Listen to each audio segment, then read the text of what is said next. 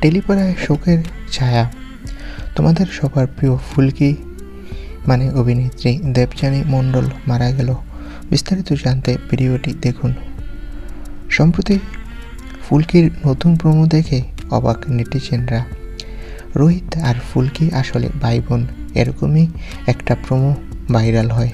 এদিকে বাইরে থেকে সব শুনে শিব মন্দিরে ছুটে যায় ফুলকি। সে বলে, যাকে ভাইয়ের চোখে দেখছি তাকে স্বামীর চোখে দেখতে পারবো না, তাই ত্রিশূল দিয়ে চোখ নষ্ট করে দেব। তবে ত্রিশূল নিজের চোখে গাঁথতে পারে না ফুলকি। আর তখন ফুলকি সন্দেহ করে এই রিপোর্টের পিছনে কোনো ষড়যন্ত্র আছে। ফুলকি কি পারবে সামনে সত্যি আনতে? তবে ধারাবাহিকের এই প্রোমো নিয়ে সোশ্যাল মিডিয়ায় বেশ ট্রোল হচ্ছে। বাংলা সিরিয়ালের এরকম আজগুবি দৃশ্য দেখে হাসিতে লুটোপুটি খাচ্ছে নেটিজনরা।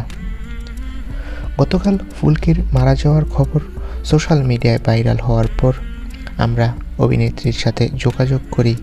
আমরা প্রথমে জানতে পারি এই খবরটি আসলে একটা গুজব। এরপর দেবযানী মণ্ডলের সাথে যোগাযোগ করে জানতে পারি অভিনেত্রী নাকি সামনে সিরিয়ালে মারা যেতে পারে।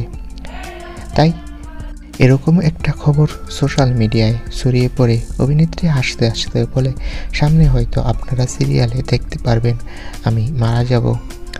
তো বন্ধুরা, অভিনেত্রী দেবযানী মণ্ডল সামনে হয়তো সিরিয়ালে মারা যাবে। বাস্তবে ফুলকি পুরোপুরি সুস্থ রয়েছে। তোমাদের কার কার ফুলকি মানে অভিনেত্রী দেবযানী মণ্ডলের অভিনয় ভালো লাগে কমেন্ট করে জানাও। সকলকে অসংখ্য ধন্যবাদ।